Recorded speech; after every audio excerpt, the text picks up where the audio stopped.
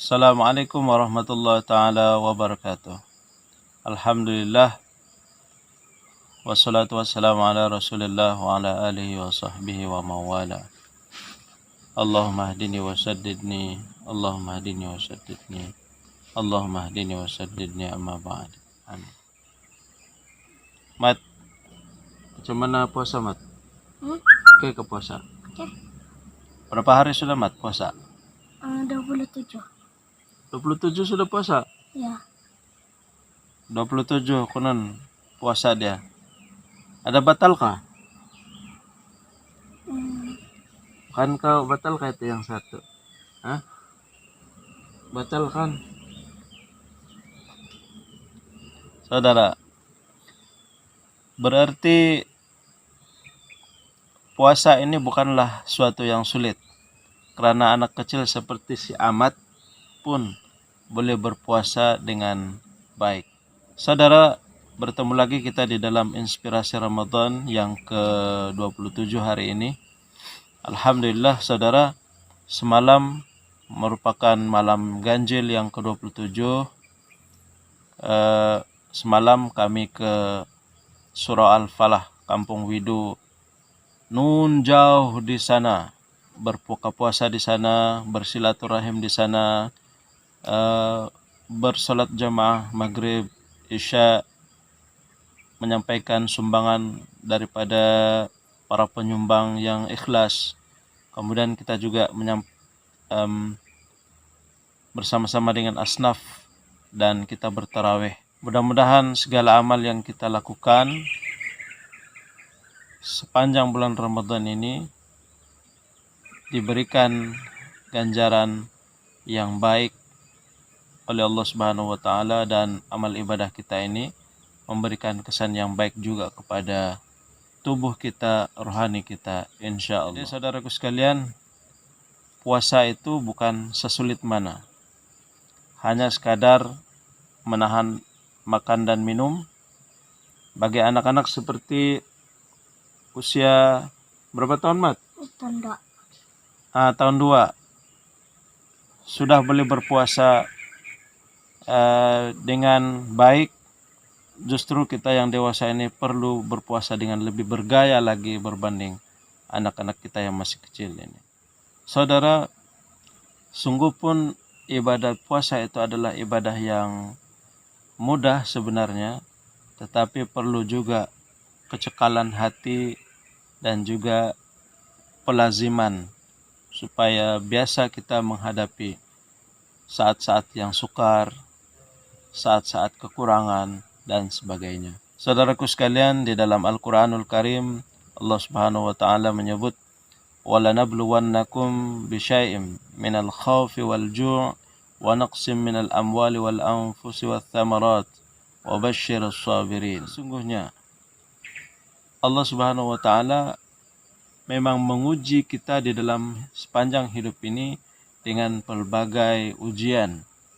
Ada kalanya kita diuji dengan harta, ada kalanya kita diuji dengan masalah yang melibatkan psikologi, masalah yang melibatkan jiwa.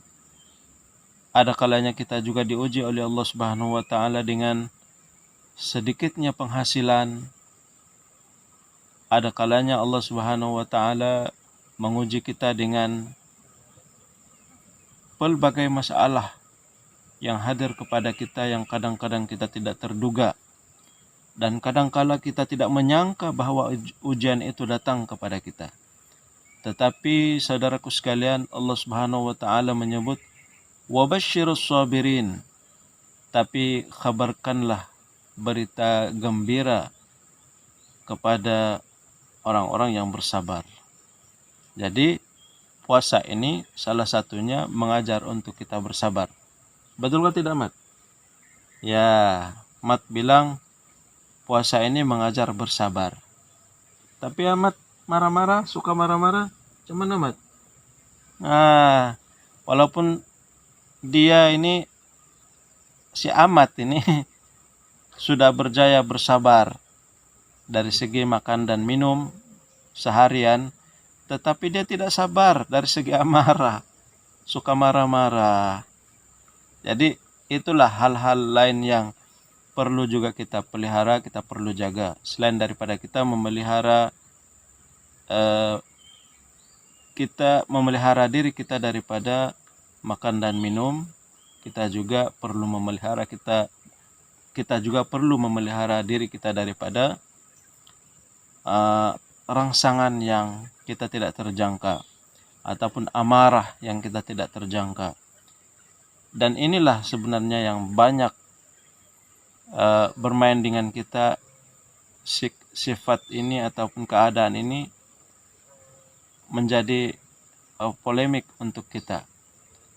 Kadang-kadang kita sudah dapat bertahan untuk makan dan minum, tetapi dalam masa yang sama kita tidak dapat menahan gejolak marah, mungkin cepat tersinggung, cepat terasa. Juga dalam masa yang sama kita menahan amarah kita ataupun menahan gejolak kita, keinginan kita untuk berkata perkara-perkara yang tidak mungkin. Karena Rasulullah Shallallahu Alaihi Wasallam mengingatkan celakanya kita ini disebabkan 2 lubang, yaitu mulut kita ataupun lidah kita dan juga kemaluan kita.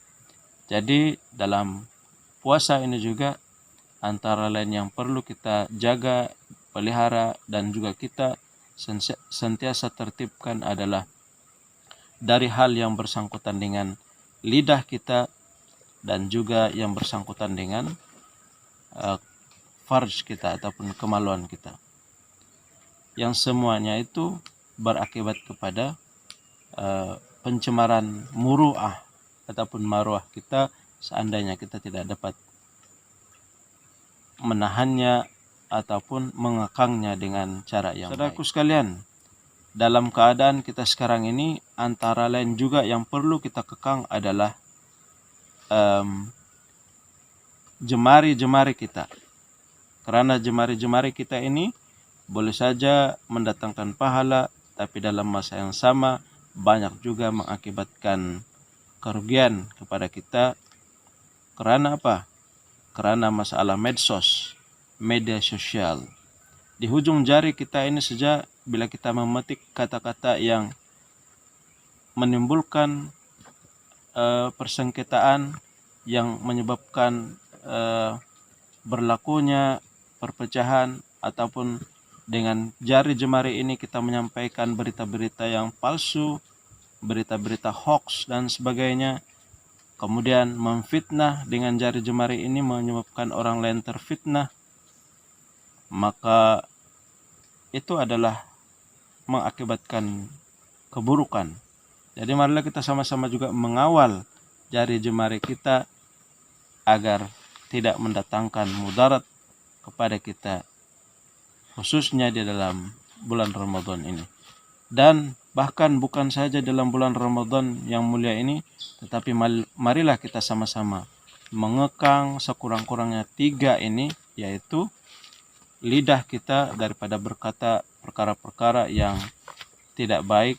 Kemudian kita mengawal jari jemari kita daripada menulis status dan menulis di wall FB kita perkara-perkara yang bermacam-macam yang boleh mendatangkan keburukan, dan juga memelihara kemaluan kita daripada kemaksiatan dan sebagainya.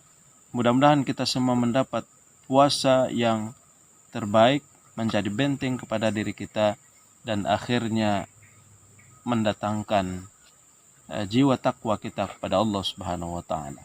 Assalamualaikum warahmatullahi taala wabarakatuh.